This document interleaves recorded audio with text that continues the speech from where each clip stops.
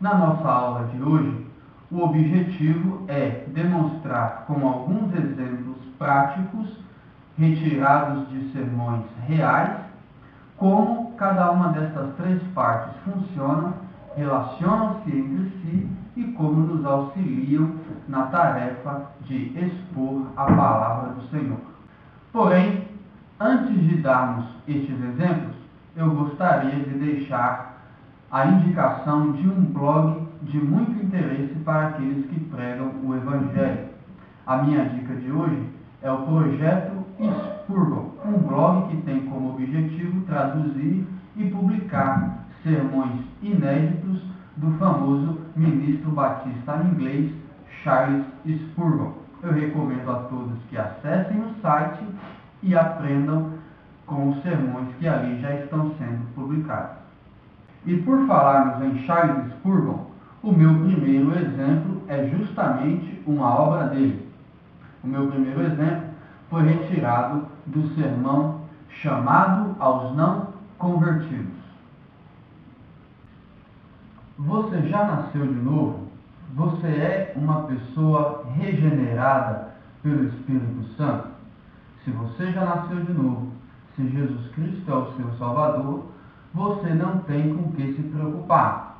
Mas se a sua resposta for negativa, este sermão é para você. É dessa forma que Charles Spurgeon introduz o seu sermão chamado aos não convertidos. Como nós vimos na aula anterior, o objetivo da introdução é justamente despertar o interesse de seus ouvintes. Então, Spurgeon demonstra a relevância desse assunto para a salvação individual de cada um e, de uma forma muito inteligente, passa a estabelecer o seu sermão como se fosse um julgamento no qual os seus ouvintes, cada um de seus ouvintes, é o réu a ser julgado. E a partir dessa ideia, ele tira então as divisões principais do seu sermão que vão compor o corpo da mensagem. É justamente por isso que a primeira parte do sermão de Spurgeon diz que é o julgamento do réu. É o momento no qual Spurgeon faz papel de juiz e vai julgar a inocência ou culpa de cada um de seus ouvintes. E como ele faz isso? Ele o faz expondo cada um dos 10 mandamentos. E ele demonstra na sua exposição que, de uma forma ou de outra, todos os homens e, portanto, todos os seus ouvintes têm quebrado um ou outro mandamento da lei de Deus, se não todos os mandamentos. E ao terminar a sua exposição, fica claro que todos os seus ouvintes são culpados diante de Deus.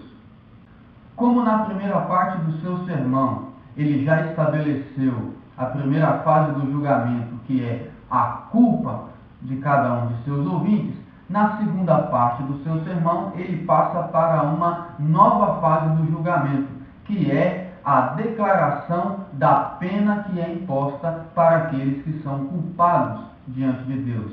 Então ele já provou que todos os seus ouvintes são culpados, agora ele vai demonstrar qual é a culpa contra esses ouvintes. E ele faz isso apresentando e expondo textos bíblicos que demonstram que o salário do pecado é a morte. Assim, na segunda parte fica provado que são culpados e que são merecedores do castigo eterno. No entanto, o objetivo de Spurgeon é claramente evangelístico. Por isso, a terceira parte do seu sermão é uma apresentação clara e objetiva do Evangelho do Senhor Jesus Cristo. Na primeira parte, ele demonstrou que todos os seus ouvintes são culpados.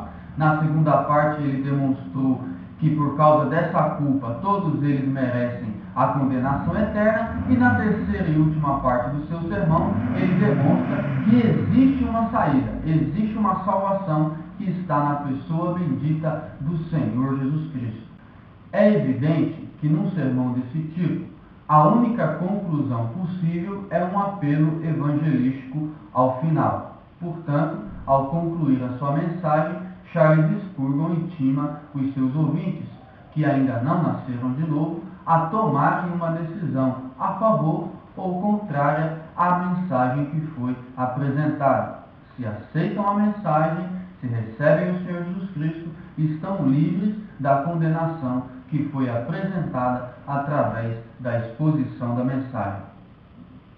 O segundo exemplo de sermão que eu trago para vocês é uma mensagem cujo título é O Caminho para a Apostasia, que é uma exposição do Evangelho de São Marcos, capítulo 14, a partir do versículo 66.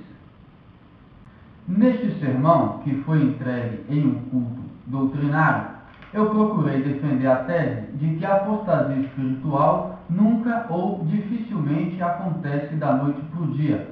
Na verdade, o cristão passa a se afastar do Senhor progressivamente, passo a passo, até que por fim negue o Senhor Jesus Cristo. E eu procuro fazer isso expondo os passos gradativos que o apóstolo São Pedro foi dando até chegar em sua negação do Senhor Jesus Cristo no final do capítulo. Tendo esse objetivo claro e definido na mente, eu começo o meu sermão justamente já dando na introdução a tese que vou defender, de que ninguém se afasta do Senhor da noite para o dia. Como ilustração, eu cito o episódio do Antigo Testamento no qual o rei Davi assassina Urias por causa do adultério ou do estupro que cometeu contra Betseba. Naquela ocasião, o pecado de Davi começou quando ele deixou de cumprir com as suas obrigações como rei na guerra e ficou curtindo um belo pôr de sol no terraço de seu palácio. Provavelmente, naquela ocasião, Davi não imaginava que aquela sua pequena negligência, ou que ele talvez imaginasse como pequena, iria terminar com um episódio tão dramático e trágico na sua história. Logo em seguida, eu afirmo que o apóstolo São Pedro também não negou Jesus da noite para o dia. Antes, o seu declínio espiritual pode ser acompanhado passo a passo na exposição do texto bíblico. E é desse passo a passo que surgem as divisões principais que vão formar o corpo desse sermão. O primeiro passo na apostasia de Pedro, e que é a primeira divisão do meu argumento, é a sua demasiada autoconfiança, quando ele se acha melhor que os demais apóstolos e se nega a admitir o diagnóstico que o próprio Senhor Jesus Cristo fez a respeito de suas limitações pessoais.